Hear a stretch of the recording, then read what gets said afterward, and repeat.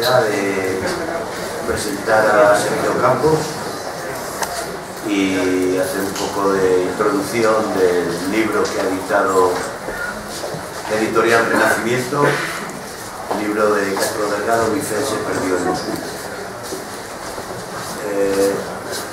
Sergio Campos es bibliotecario, trabaja en el Instituto Cervantes de Berlín desde hace 13 años, es también documentalista, excepcional documentalista y un magnífico escritor. Nuestra relación se inició en un maravilloso blog llamado La Biblioteca Fantasma, que creó en Berlín, y allí nos reunimos una serie de amigos y no amigos, porque muchas veces no nos conocíamos algunos, alrededor del contenido de ese blog, que eran básicamente libros viejos y especialmente también en un momento dado libros que tenían que ver con la Guerra Civil Española. A partir de ahí iniciamos una buena relación que nos ha llevado también a colaborar juntos en algunos proyectos. Yo creo que estamos ante un investigador excepcional.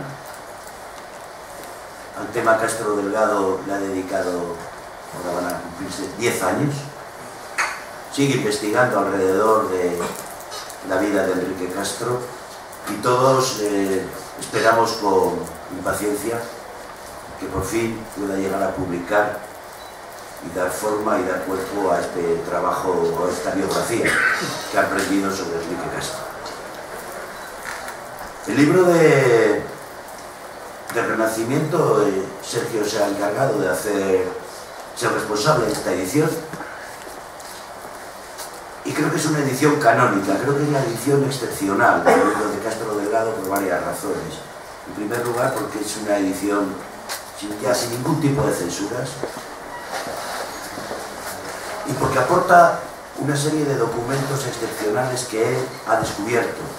Documentos como la carta a Stalin, que le dirige el propio Enrique Castro Delgado cuando decide escapar, huir o salir de alguna manera de la Unión Soviética, la carta a Dimitrov, y también los diferentes prólogos que él mismo escribió a diferentes ediciones del libro, ¿no? El libro de Enrique Castro Delgado es un libro importante por dos razones. En primer lugar, porque literariamente es un gran libro. Enrique Castro Delgado escribe muy bien. Es un libro que se lee de una manera apasionante. Es un libro que una vez empezado te cuesta abandonar. Es un libro que tiene tensión, que tiene emoción, que tiene ironía, sarcasmo, tristeza, y sobre todo lo que tiene es verdad.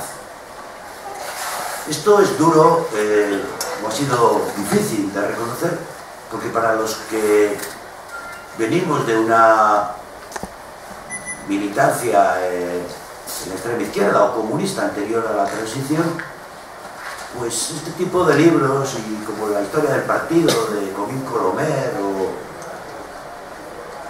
los libros del campesino, eran de alguna manera pornografía política, ¿no? No los leíamos o los leíamos a escondidas, porque estaban hablando de cosas que nos resultaban difíciles, duras de tragar, y que descalificábamos rápidamente con el argumento de que todo aquello era mentira, de que eran libros al servicio de la policía, etcétera, etcétera, etcétera, ¿no? Luego al final todos los leíamos, inevitablemente, ¿no? Y de todos esos libros, vamos a llamarlos los libros de los renegados, el libro de Castro Delgado ocupa un papel principal. En primer lugar, por lo que he dicho, porque es un gran libro. Si lo puedo poner en espejo con otro libro, con otras memorias de la Guerra Civil, lo pondría en espejo con el libro de Juan García Oliver, El eco de los pasos. Y es también un gran libro porque nos habla de lo que fue el exilio de los comunistas españoles en la Unión Soviética. Y hace por primera vez, en su momento, cuando yo lo he publicado, luz sobre infinitos aspectos de este exilio que nos demostraban que aquello había sido realmente, de todos los exilios posibles, el peor exilio, el exilio más duro, el exilio más difícil. Yo creo que sobre ese exilio hay otros testimonios, algunos muy brillantes, como el libro de Manuel Tagüeña, Entre dos guerras.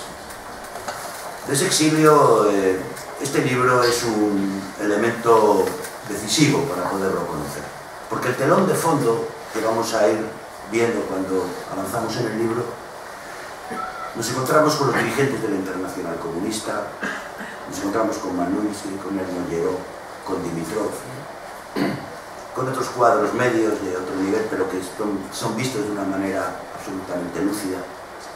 Podemos descubrir cómo era la vida en el Hotel Lux, aquel primer exilio de los comunistas españoles. Podemos descubrir las penurias de ese exilio, la dureza de ese exilio. Podemos descubrir las durísimas condiciones a las que se enfrentaron cuando estalla la Segunda Guerra Mundial y cómo pasaron rápidamente de ser los heroicos combatientes del pueblo español a ser prácticamente unos olvidados, ¿no? Fue tapado por esa Segunda Guerra. Por lo tanto, es un libro importante también dentro de lo que es la historia del exilio republicano español, en concreto de la historia del exilio comunista.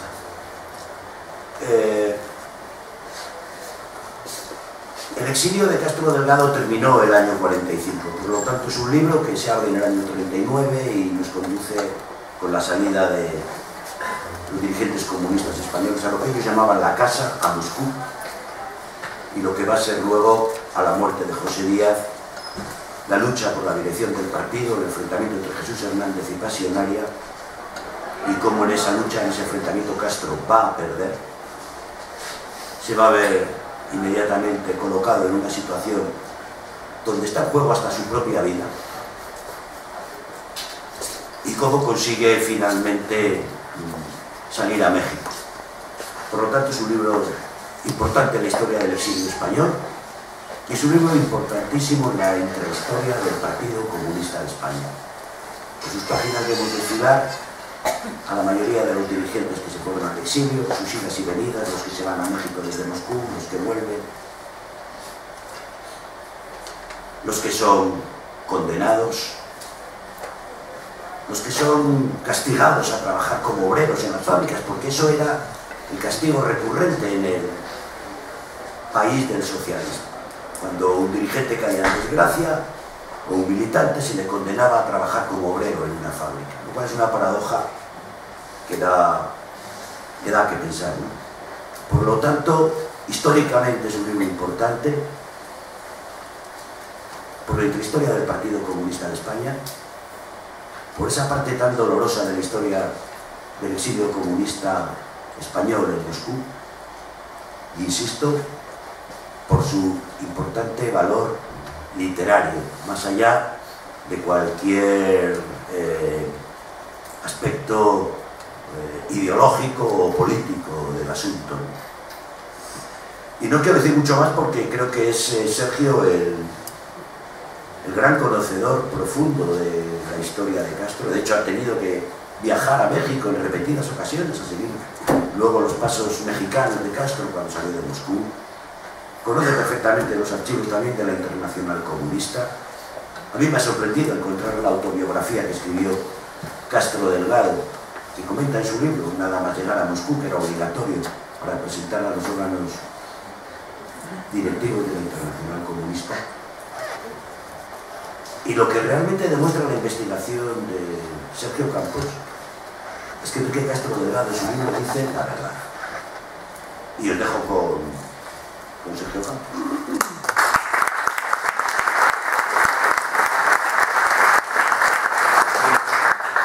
Muchísimas gracias, en primer lugar, jefe, por la invitación. Para mí es un placer estar aquí.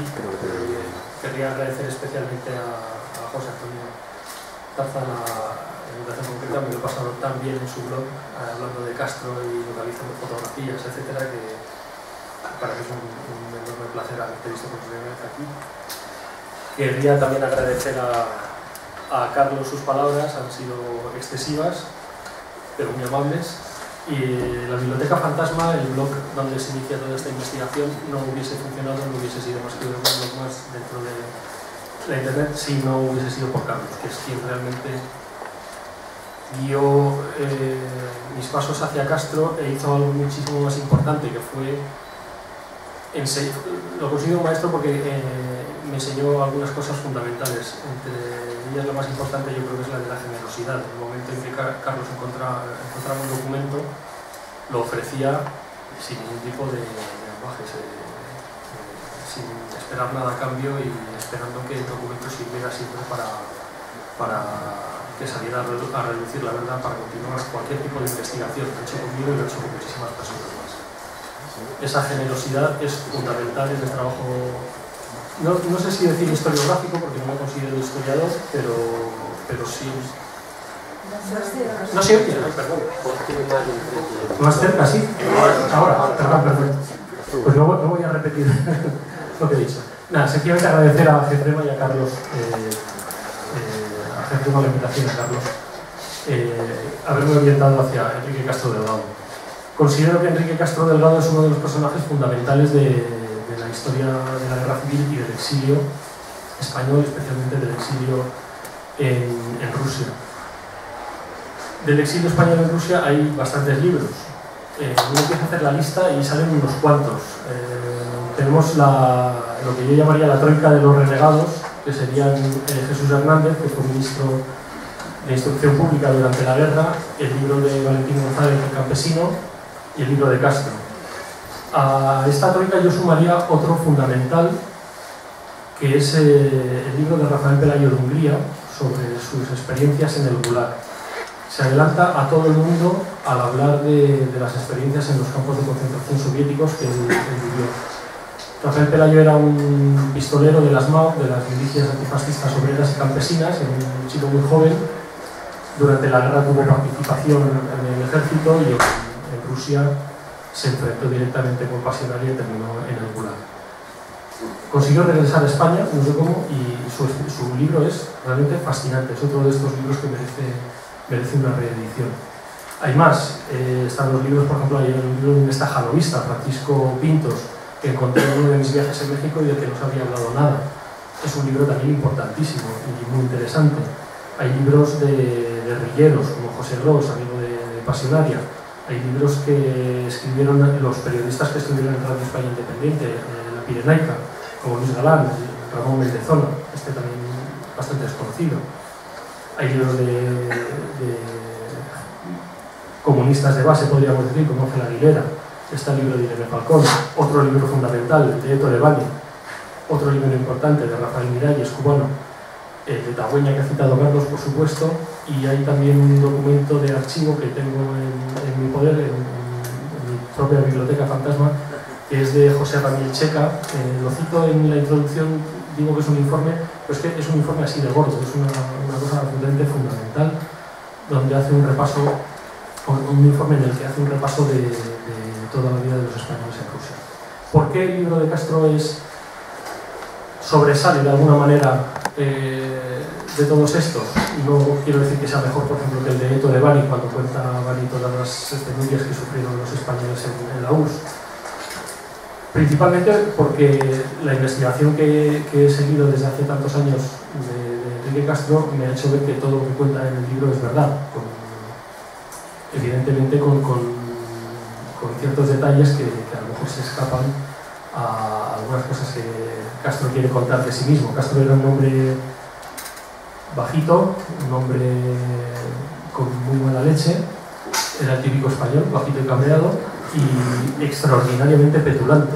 Entonces es un hombre que su libro para él es Castro, además habla en tercera persona, como Maradona, Castro, pero lo que hace Castro es, yo haría una metáfora un poco, a lo mejor, frívola, pero que considero acertada. Es como la bola de una discoteca. Tú proyectas una luz sobre esa bola y la bola proyecta haces de luz por todo el recinto, ¿no? Castro, pretendiendo escribir un libro sobre él y sobre su experiencia, lo que hace es un repaso intrahistórico del exilio español en Rusia, que es fundamental. aunque no lo pretenda, porque es cierto que cuando uno lee el libro pues aparece un nombre, aparece una mención, y lo que yo he tratado de hacer, tanto en esta edición como en la biografía que estoy escribiendo sobre él, es recoger todas esas menciones y poner nombre y, bueno, ahora es casi imposible, pero poner nombre e historia a todos esos personajes. El exilio español en Rusia no solo era un exilio comunista, también había marinos que durante la guerra civil habían quedado atrapados allí, marinos republicanos, no comunistas, y también un grupo de aviadores que ha sido muy estudiado, que quedan atrapados también en Rusia porque termina la guerra. Esos aviadores, entre esos aviadores había todo, había comunistas, había socialistas, había republicanos, había gente sin partido, etc. Uno de ellos, por cierto, era Rómulo Negrín, que fue el único español que logró salir, prácticamente el único, que logró salir de Rusia gracias a las gestiones de su padre, mientras el resto de sus compañeros quedaban atrapados en la URSS, no solo atrapados porque se pensaban que estaban en España, que estaban en la España republicana y que podían protestar.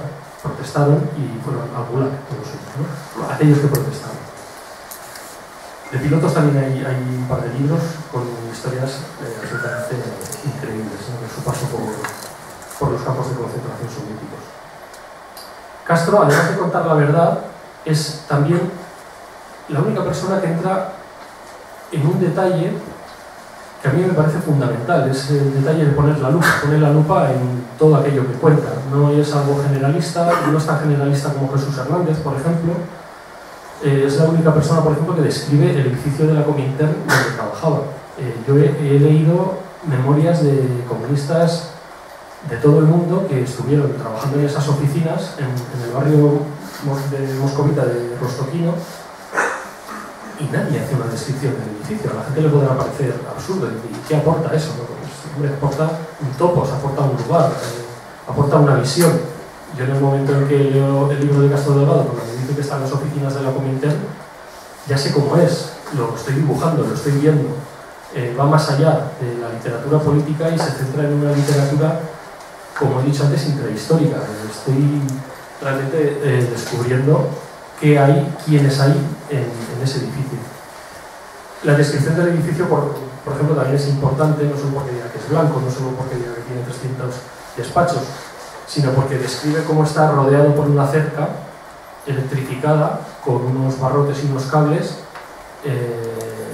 donde por la noche atan a unos perros que vigilan la zona, ¿no? Recuerda el muro de Berlín, ¿no? Era un muro, las autoridades alemanas decían que era un muro que impedía que los occidentales entraran en la Alemania comunista, cuando lo que hacía era precisamente que escaparan. ¿Por qué estaba ese edificio tan protegido? Esa es la primera pregunta que se hace Castro, uno de los primeros choques que le lleva al desencanto primero y a la apostasía del comunismo después.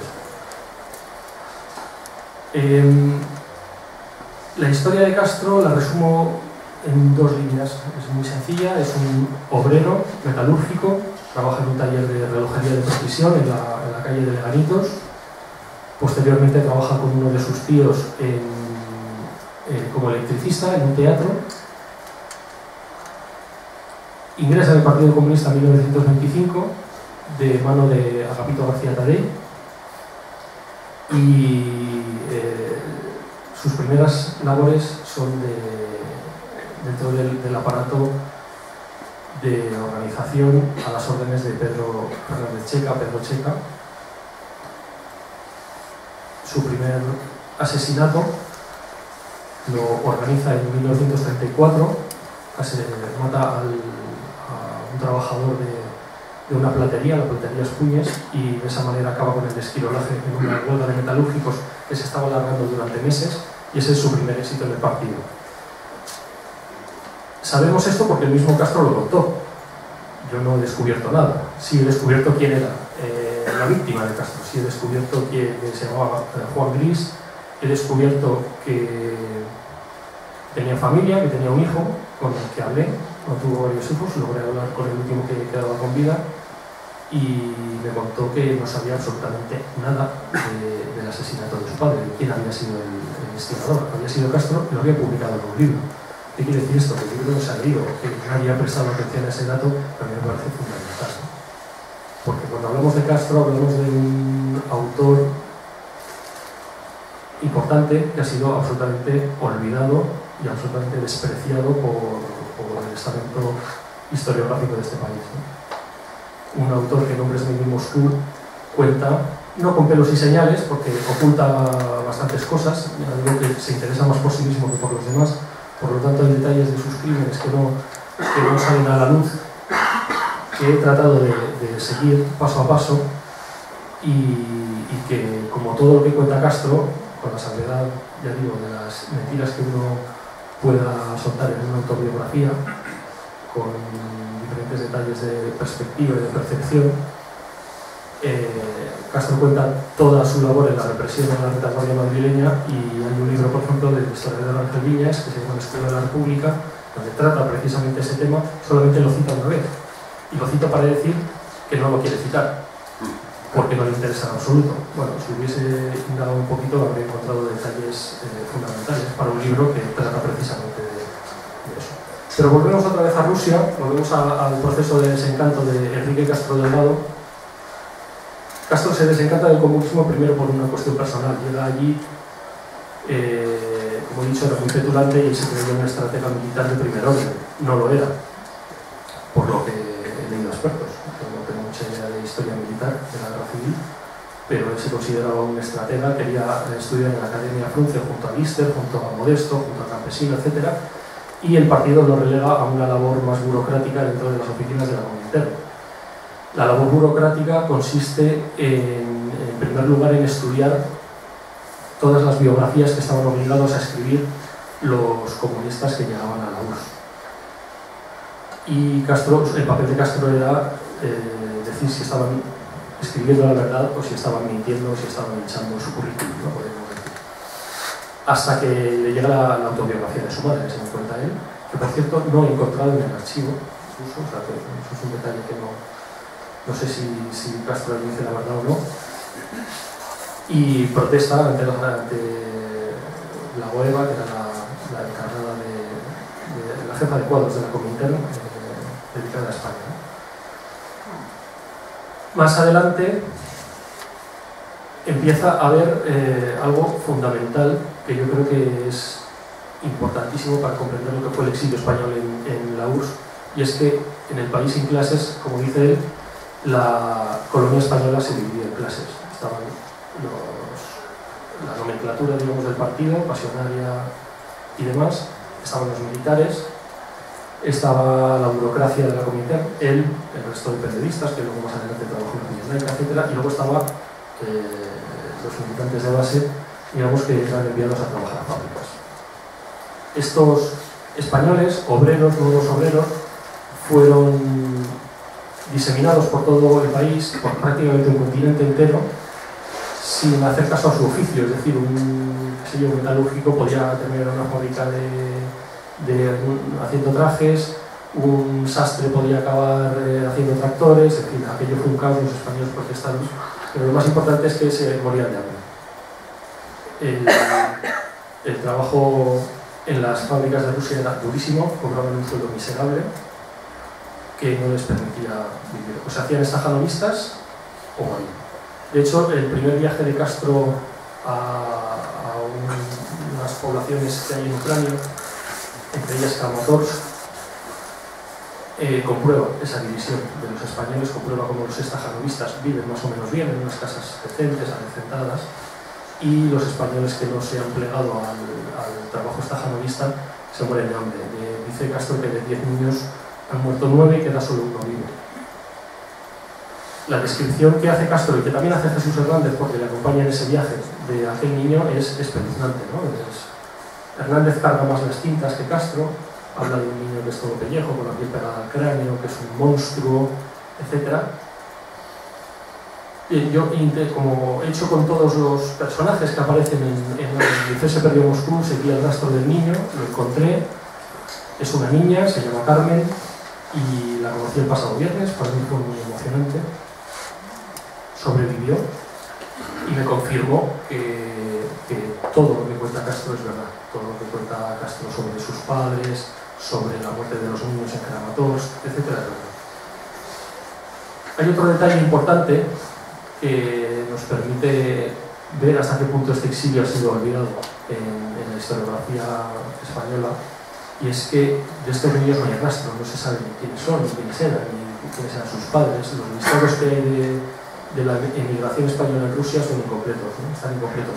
Se conserva un listado más o menos aproximado de la gente que fue, en torno a 900 personas, 900 comunistas y sus familias, padres, a veces hermanos, hijos, etcétera, mujeres. El listado es incompleto. De hecho, de la familia de Castro pues hay gente que no consta en esos listados. Y por supuesto, los niños que nacieron allí tampoco, ni los que murieron. Por lo tanto, es casi imposible establecer el porcentaje de muertes infantiles que hubo entre el exilio y la liberación. Se habla de en torno a un 10%. Yo no sé si en España era más alto en aquella época, más bajo, pero igualmente me parece un índice a tener en cuenta. La llegada de la guerra hace empeorar las cosas y se convierte todo lo que era tragedia, pues se multiplica por completo, ¿no? Porque los españoles se ven obligados a huir de Moscú junto al resto de personas relevantes que había, por ejemplo, en la Comintern, y hacen viajes de 10, 11 días, 2 semanas en tren desde Moscú hacia el este. El viaje de Castro, que lo narra con pelos y señales, yo les recomiendo que lo lean. Es fascinante, porque Castro, que tiene una mano magnífica para la tragedia, tiene una mano absolutamente magistral para la sátira y para la ironía y para el sarcasmo. Y ese viaje que hace de Moscú a Ufa es un viaje de un hundimiento. El hundimiento de su fe, el hundimiento de la creencia en el paraíso soviético, el hundimiento de toda confianza que pudiera tener todavía en las altas esferas del Partido Comunista Español y de la Comunidad, ¿no? De la Tercera Internacional. Una cosa que Castro no cuenta es que al llegar a Ufa, bueno, él cuenta que llega allí, que los instalan en una sala como esta, ¿no? Que era un antiguo comedor, que todos se desnudan, que todos empiezan a intercambiarse unas camas con otras, parejas, etc. Castro, que era un repto, pues a mí me parece fatal. Hernández le da unos cigarros que ha podido conseguir, pero se lo ha mezclado con jabón, entonces fuma y fuma jabón, escupe, y es lo que cuenta él, de una forma muy divertida. Pero lo que no cuenta es que llora como un niño y realmente su fe se ha perdido ahí y lo da a conocer. Lo da a conocer y tiene una escena terrorífica que no cuenta, pero sí saldrá a la luz más adelante cuando le hagan el juicio y la autocrítica, digamos, ¿no?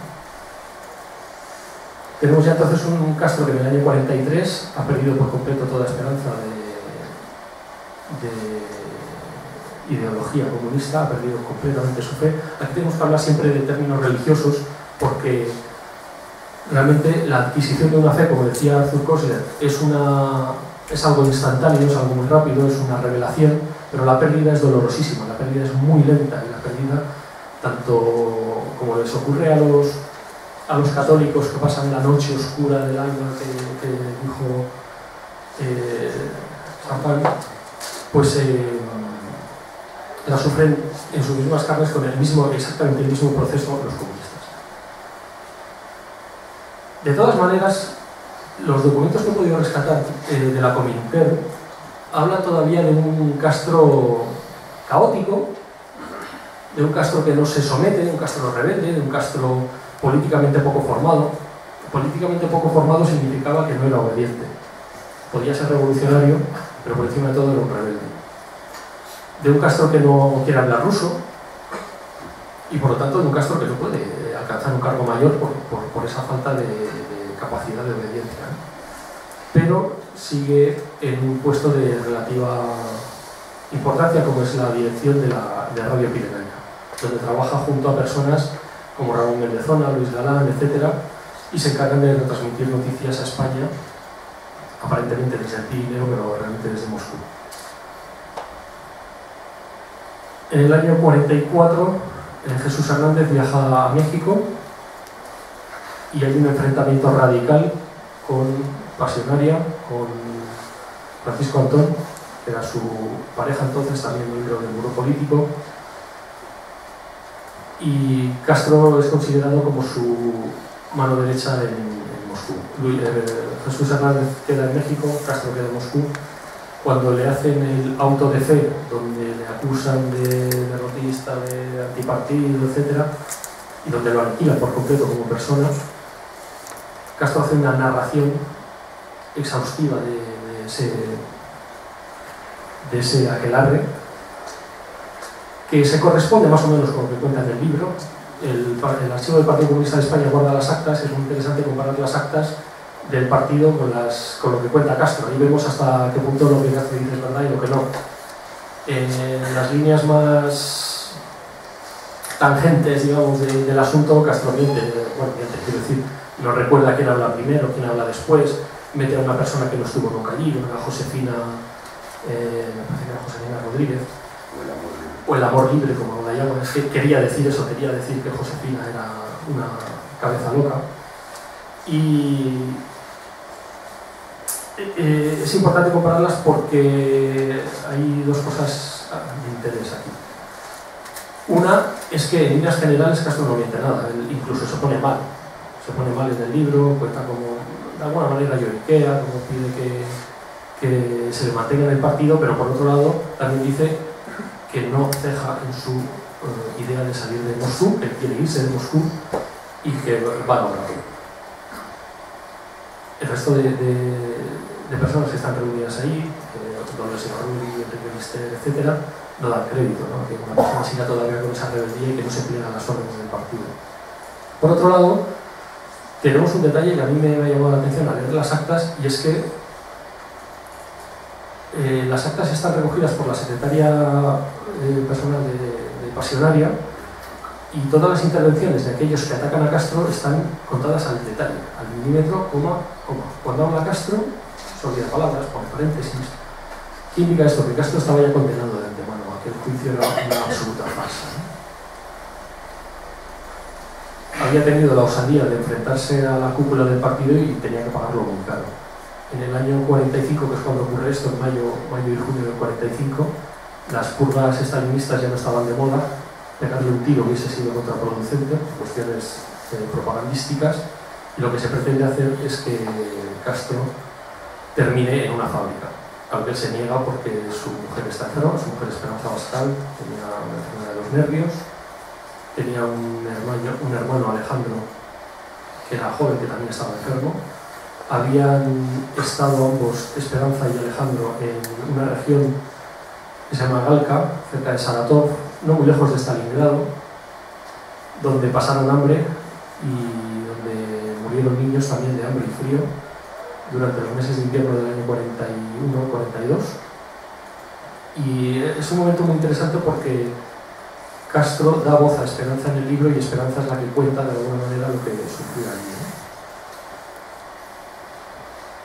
Gracias a la relación que tenía Castro con Caridad Mercader, madre de Ramón Mercader, el asesino de Trotsky, espía a sí mismo ella, y amante de Leonid Tingón,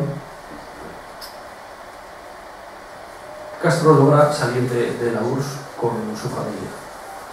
He podido recuperar hasta la lista de pasajeros del barco en el que salen en octubre de 1945, y hacen un viaje extraño porque normalmente estos viajes duraban 3 semanas, una cosa así. Este viaje dura 3 meses, estuvieron 3 meses en el barco y llegaron a México. Y allí en México es donde se gesta este libro. Y claro, la edición de este libro es un poco problemática porque yo creo que este libro se lo ordena escribir, o lo escribe por mandato de Julián Gorkin. Julián Gorkin es un poemista que viaja por todas partes, trabaja en una empresa de productos farmacéuticos y entonces hace viajes por todos los países. Se dedica a la propaganda y anticomunista radical. Gorkin yo creo que es uno de los personajes más fascinantes que hay en este fragmento de la vida española del exilio. Y no solo le manda a escribirlo, sino que además le organiza la distribución y la publicación en Francia. Este libro se publica por primera vez en francés, por la editorial Gallimard, ni más ni menos. ¿Qué ocurre con este libro? Este libro se lo encarga, el traductor aparece como Jean Talbot. Jean Talbot es el seudónimo de un judío rumano que se llama Goldenberg, que mete la tijera y es como si entrara en la selva, desbrozando por completo todo lo que hay a su paso. La edición francesa está tan recortada que es prácticamente incomprensible. Desaparece todo rastro humano y se centra únicamente en lo político, únicamente en las críticas a la Comintern, únicamente en la descripción de cómo funciona el aparato soviético, pero desaparece todo el capítulo de Galka, en el que Esperanza cuenta cómo se está muriendo de hambre y de frío en esa región. Desaparece el viaje a Kramatorsk, donde encuentra al único niño que ha sobrevivido en esa colonia de españoles, y desaparecen muchísimas páginas más. Lo que hace Borkin es absolutamente infame. Los derechos de edición se los vende Gallimard a la agencia EFE, y el libro se publica también en La Vanguardia Española y en el Diario Vasco, donde también aparece, yo creo que retraducido, incluso ni siquiera el original, sino retraducido del francés, porque hay unas expresiones absolutamente rarísimas que no coinciden con el libro que escribe Castro. Aparecen también mutiladas. Castro considera aquello una afrenta terrible y finalmente publica el libro él mismo en la editorial Horizontes. Horizontes era un grupo que funda junto a Jesús Hernández y otros comunistas, excomunistas ya españoles en el exilio, en un intento de crear un partido comunista fuera de la órbita stalinista, etcétera, etcétera. Fracasa radicalmente y ya en el año 52 se separa por completo del grupo. Ha publicado su libro, lo ha vendido bien, gana mucho dinero, monta una imprenta en México y se dedica especialmente a la propaganda anticomunista hasta el final de su vida. Hay una publicación un poco curiosa que se llama Informaciones Exclusivas, es una especie de periódico mexicano, un periódico que no se vende al público, sino que se vende a periódicos para ofrecer noticias de manera gratuita. Es decir, yo he publicado este periódico, te lo doy aquí, de aquí puedes sacar lo que tú quieras para publicarlo. El periódico eran noticias anticomunistas desde la primera hasta la última, es una cosa alucinante. Y ahí se muestra un Castro especialmente beligerante, ¿no? En México rompe con el partido, va armado, según me contó uno de sus amigos, Claudio Esteban, va armado y teme por su vida. Y conoce a un personaje fundamental, que es un poeta, que ha sido comunista durante la guerra, que ha escrito un libro de poesías, yo creo que interesante, pequeñito, pero interesante, que a quien un día se le aparece Jesucristo. Entonces tiene una revelación y se hace católico. No es la primera vez que pasa en el mundo comunista. Hay otro caso, el de Enrique Matorras, que es exactamente igual. La aparición de una revelación mística que convierte su vida y la hace girar por completo, ¿no? Agustín Puertolas es el nombre de este personaje, un personaje interesantísimo porque se pasa al falangismo más antifranquista y por lo tanto hay una simbiosis entre el Castro anticomunista, el Agustín Puertolas falangista, antifranquista. Agustín Puertolas no, pero otro de sus amigos que está en México y con quien Castro establece una relación muy estrecha es Salvador Ballina. Este sí ha sido pistolero como Castro dentro de Falange y ahí se crea en Castro la necesidad, después de un intento último de vida comunal, vida socialista en un rancho que se compra en Guanajuato, al que acude con todos sus ahorros y lo dilapida por completo, resulta un fracaso, decide volver a España. Y Castro ya antes de volver a España publica Hombres Mínimos. Ese fracaso último con el rancho, esa amistad con estos hombres que también se han visto traicionados en sus ideales, hablo de los falangistas, le lleva a escribir Hombres Mínimos, que es su confesión. Ya digo que es una confesión un poco rara porque no es una confesión como la que haya podido hacer alguien delante de un cura cuando se confiesa, sino que es una descripción en tercera persona de sí mismo, en la que cuenta cómo ha sido su ingreso en el Partido Comunista y cuáles han sido sus trabajos ahí. Ahí es donde habla de la represión de Madrid, del papel que él tuvo, etc.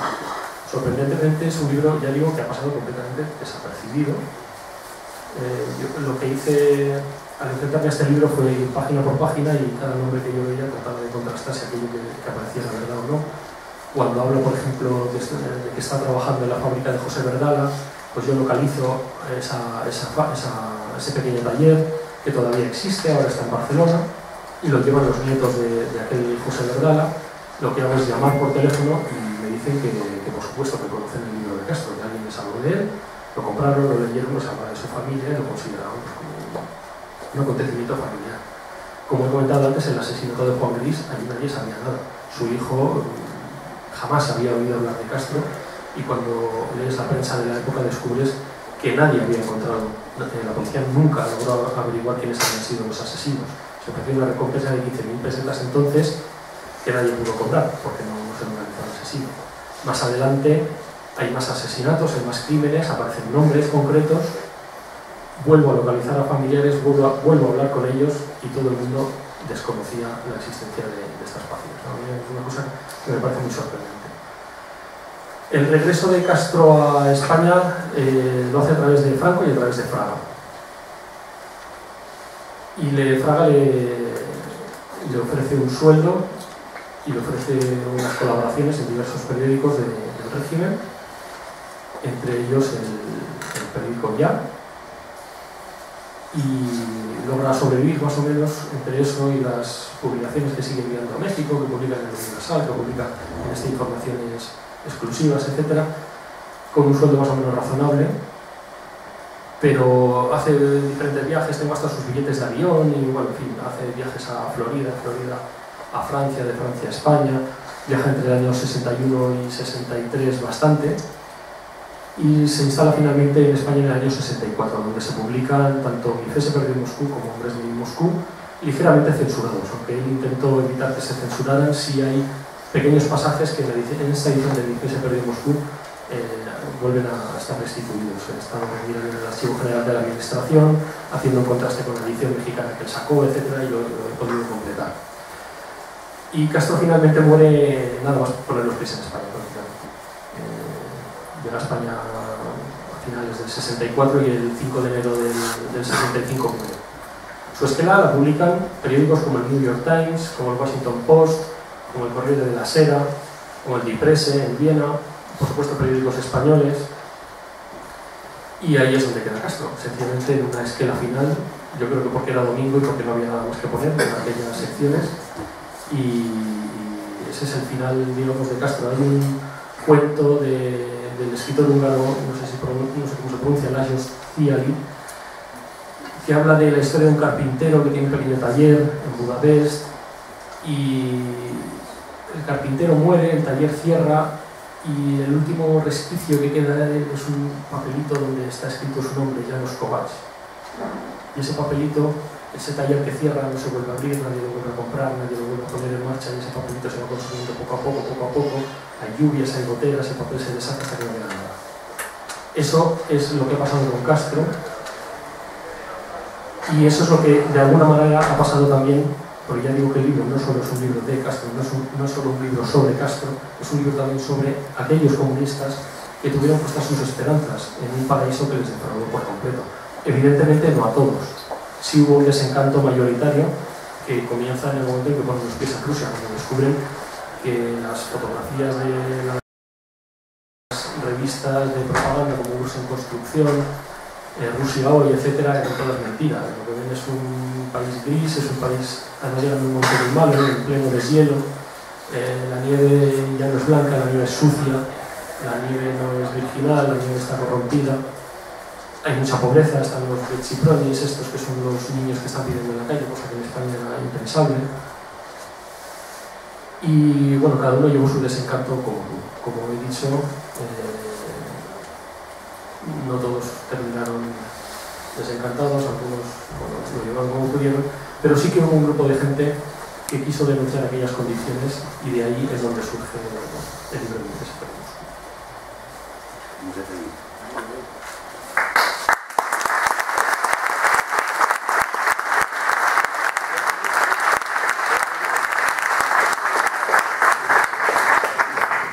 Quería hacer solo un pequeño detalle por recordar su nombre. Cuando Sergio ha hablado del regreso de Castro a España gracias a Fraga, cosa que es rigurosamente cierta, hay un intermediario, que quiero decir su nombre, que es Fernández Figueroa, que dirige la revista Índice. Es Fernández Figueroa quien hace el papel de intermediario entre Castro y Fraga. Fernández Figueroa y la revista Índice tienen un papel hoy quizá ya absolutamente olvidado, porque en los años 60 es una revista del falangismo de izquierdas, o del falangismo más, vamos a llamarlo antifranquista, y Fernández Figueroa no solamente se ha preocupado por el regreso de Castro y de ese exilio, sino que en sus páginas ha dado cabida a los anarquistas. En la revista Índice escribe Eduardo de Guzmán, en la revista Índice escribe Gregorio Gallego, y gracias a Fernández Figueroa esta gente puede tener un pequeño medio de subsistencia, ¿no? Lo digo simplemente por este magma de nombres y situaciones, recordar también este nombre hoy tan olvidado. Y además, cuando llegamos a la conclusión de que era Fernández Figueroa, nos pusimos en contacto con la biblioteca intentamos localizar qué había ocurrido con los libros y los papeles de Fernández Figueroa. Y entonces descubrimos que habían ido a parar a la Junta de Extremadura. A la Diputación de Cáceres. A la Diputación de Cáceres. Y entonces también recuerdo que estábamos en aquel fragor, pedimos, queremos saber si hay correspondencia Castro Delgado, Figueroa, y efectivamente la había. Pero lo más sorprendente de lo que contenía era un Castro poeta. Había poesías de Castro. Sí. Sí, cuento la historia de las poesías de Castro, que yo no tengo mucha idea de poesía, pero sí tengo amigos poetas, les he preguntado, me dicen que son muy malas. Lo siento enormemente por él. Bueno, pero son poesías que serán malas desde el punto de vista literario, pero indican un tormento interior que sobresale cada verso, ¿no? Esas poesías, son 5 o 6 nomás, están datadas en Guanajuato en el 56 y son producto de esa crisis espiritual que él tiene y donde realmente ya quema sus naves, ¿no? Dice, o ahora o nunca, o me lanzo a una actividad más o menos socialista, más o menos cooperativista y compro unos tractores, o no sé exactamente qué es lo que compró. En aquel rancho me llevo a un grupo de amigos y de obreros y empezamos a trabajar allí en la tierra. Aquello fracasa, digamos que fracasa desde el punto de vista práctico y fracasa desde el punto de vista, yo diría, casi espiritual. Cuando yo vi estos poemas, gracias a Carlos, porque Carlos es muy generoso, como he dicho antes, dice, hicimos, lo hizo todo él, absolutamente lo del archivo de Cáceres, llegó a esa conclusión, yo solamente escribí el correo, recibí toda la información muy amablemente. Yo no sabía de la existencia de este personaje del que he hablado antes, de este poeta Agustín Puertolas, pero yo cuando veo a Puertolas y veo que Puertolas es poeta, pienso, maldita sea, ¿habrá influido a Castro a la hora de escribir estas poesías? Sí, lo hace. De tal manera que incluso uno de los versos de Castro se lo copia, se lo apropia de una poesía de Agustín Puertolas, ¿no? Digamos que la relación que tuvieron fue estrechísima. Yo creo que es una conexión entre dos mundos que habían sido enemigos en la guerra y que logra sublimar en una amistad sincera y una amistad muy profunda, nacida del desencanto y nacida del pánico que sentían por ellos mismos, ¿no? Por todo lo que habían hecho y esa necesidad de arrepentimiento y de convertir toda aquella experiencia negativa en algo positivo, surgió ahí y yo creo que de alguna manera Castro lo consiguió, fue a través de poesía más, ¿no? Y otro último detalle que no se ha mencionado y me parece importante, 2 detalles. El primero, Castro Delgado crea el 5º regimiento con las milicias comunistas del barrio de Cuatro Caminos. Castro Delgado es el jefe de las milicias comunistas en el asalto al cuartel de la montaña. Aparece en las famosas fotos del puesto de mando del asalto al cuartel, en la esquina de de Plaza de España, en primera línea. Otro que está allí presente es el jefe de las milicias anarquistas, Benigno Mancebo. Pero Castro Delgado es de los pocos, casi diría el único, de los escritores o políticos que hicieron la guerra, que reconoce abiertamente haber dirigido los pelotones de fusilamiento en los patios del cuartel de la Montaña. Y reconoce abiertamente haber fusilado a su primo y cuenta cómo lo hizo y cómo organizó aquellos pelotones. Esto me parece sobrecogedor, porque muy pocos que se vieron en ese trance, y debieron ser muchos, pero muy pocos tuvieron el valor de ponerlo negro sobre blanco.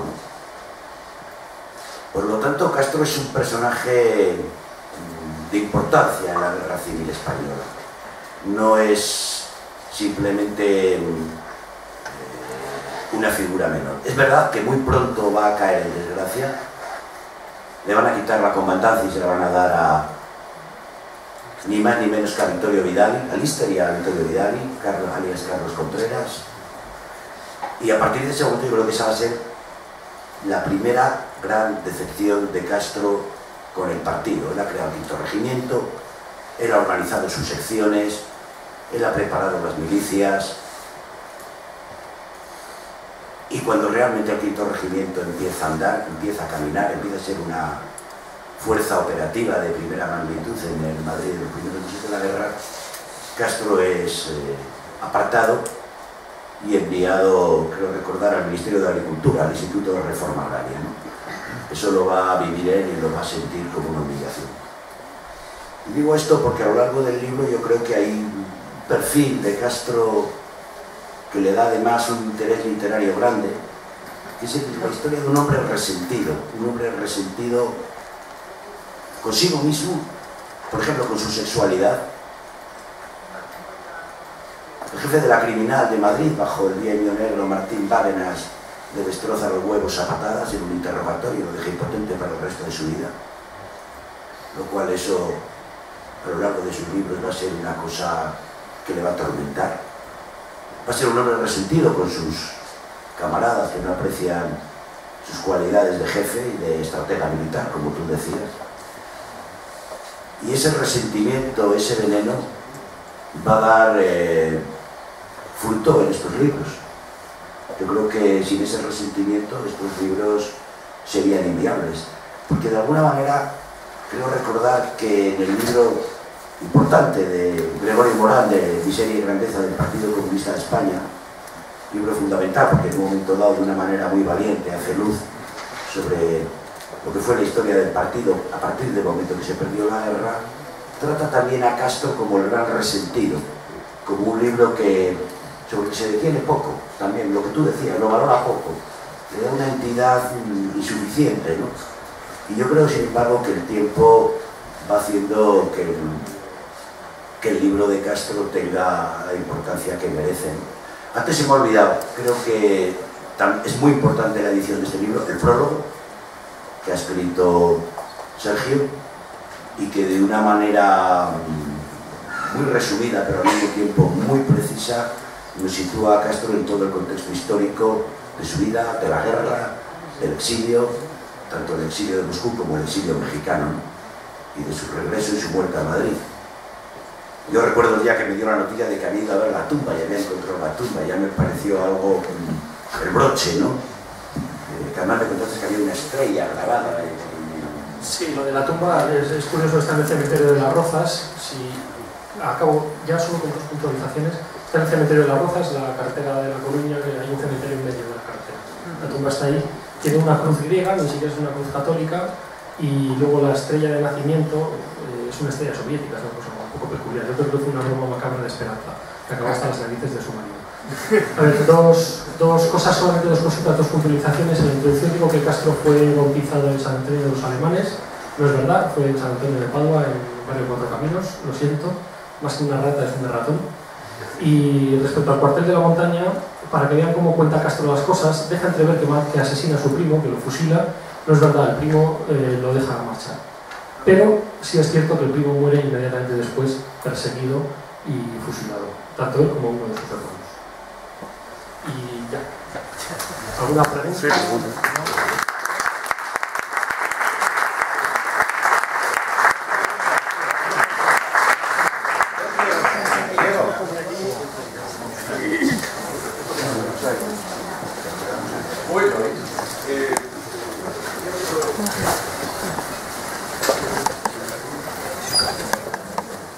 Sobre Gorkin está casi comprobado la financiación al Congreso de la Cultura por parte de la CIA para denigrar los argumentos políticos que pueda tener Gorkin, ¿no? ¿Qué vinculación o relación o qué respuestas en el caso de Castro Delgado hay respecto de posible financiación en Guerra Fría por parte de los norteamericanos? Hubo una financiación que él reconoce, que la embajada americana le compra varios ejemplares de su libro, pero también dice que se traduce, que lo van a traducir al inglés y al alemán, eso nunca llega a cabo, y Castro al final terminó arruinando. En México publicó una revista que se llama El Español, la publicó en 2 épocas y prácticamente la dedica por entero a añorar España y a defenderse de las acusaciones de haber sido financiado por Estados Unidos. Yo creo que el trato con Gorkin fue tan terrible cuando le metió tijera al libro que decidió no hacer nada más. En el trato con Gorkin hay que situar un aspecto importante. Cuando Castro ha salido de Moscú, Caridad Mercader le pide que si va a México se ocupe de su hijo Ramón, que está detenido y nadie sabe su verdadero nombre porque sigue en una prisión mexicana después de matar a Trotsky con el falso nombre de Jacques Monod. Por lo tanto, cuando Castro llega a México, él es la única persona que sabe que ese Jacques Monod en realidad se llama Ramón Mercader. Yo creo que es, con toda seguridad, es Castro quien le sopla la verdad a Gorkin y le dice: no es Jacques Monod, es Ramón Mercader del Río. A cambio de esa información que inmediatamente Gorkin va a utilizar y va a lanzar a todo el planeta, el asesino de Trotsky no es un belga, es un español y se llama Ramón Mercader del Río, Gorkin va a hacer que el libro lo edite Gallimard y va a convertirse de alguna manera en un agente literario de Enrique Castro Delgado. Esto es importante. Otro aspecto importante es que, tal vez como tú dices, tú invalidas los argumentos de Gorkin porque lo financiaba la CIA o lo financiaba el Congreso de la Cultura, pero entonces invalidaríamos los argumentos de media intelectualidad europea porque lo financiaba Moscú. Yo creo que no tiene nada que ver. A Koestler lo financió también el Congreso de la Cultura y por lo tanto lo financió la CIA, o a George Orwell, y sin embargo tanto George Orwell como Arthur Koestler yo creo que son figuras que no tienen posible menosprecio por este aspecto. Nos situamos en el tema de la Guerra Fría. Todo el trotskismo norteamericano trabajó para la CIA prácticamente. Los grandes jefes de la inteligencia, entonces no se llamaba CIA, se llamaba OSS,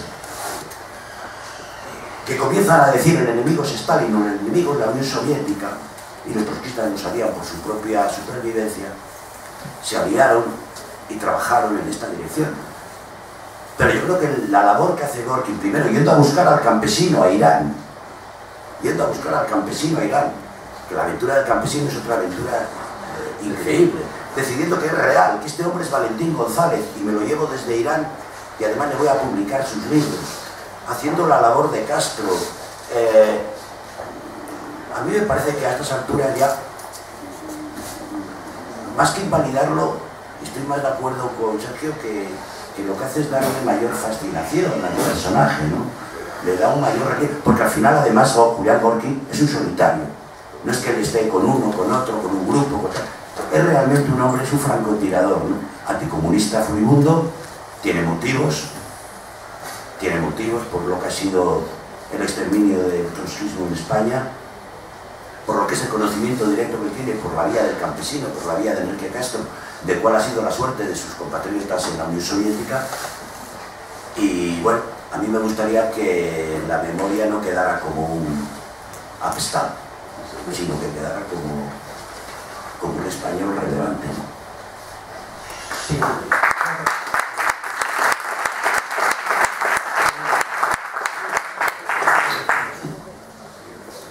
Una pregunta muy concreta a Sergio, que como has dicho que bueno, la edición francesa que la censuraron y la edición española, ¿en dónde habéis encontrado el manuscrito original? ¿O estaba en No hay manuscrito original, sencillamente he comparado la edición que saca en el año 51 en México, que publica él mismo, y que se podría considerar la completa, porque él no se censura a sí mismo. Pues comparando ese libro con el francés y el que se editó en España posteriormente, se llama La vida secreta de la Comintern, que es exactamente el mismo libro, digamos, pero con otro título, que lo publica Pesa, ahí es donde se ven las diferencias. Y luego no es tanto el manuscrito español como el propio libro mexicano que termina en el Archivo General de la Administración, el paso por censura y todo el proceso que sigue la censura del libro y los fragmentos censurados, etc. Ese es el proceso editorial. Oye, una última pregunta muy concreta, que ¿podrías dar la biografía de las biografías de comunistas que has mencionado al principio de tu charla? Y los nombres... Si quieren me deja el correo electrónico, porque es que ahora en la cabeza son muchos títulos y recuerdo o nombre o título, pero todo conjunto no. Si no le importa me deja el correo electrónico y yo se lo mando todo. E incluso muchos de ellos los tengo en PDF. Si me interesa alguno concreto se lo envío también sin problemas. Vale.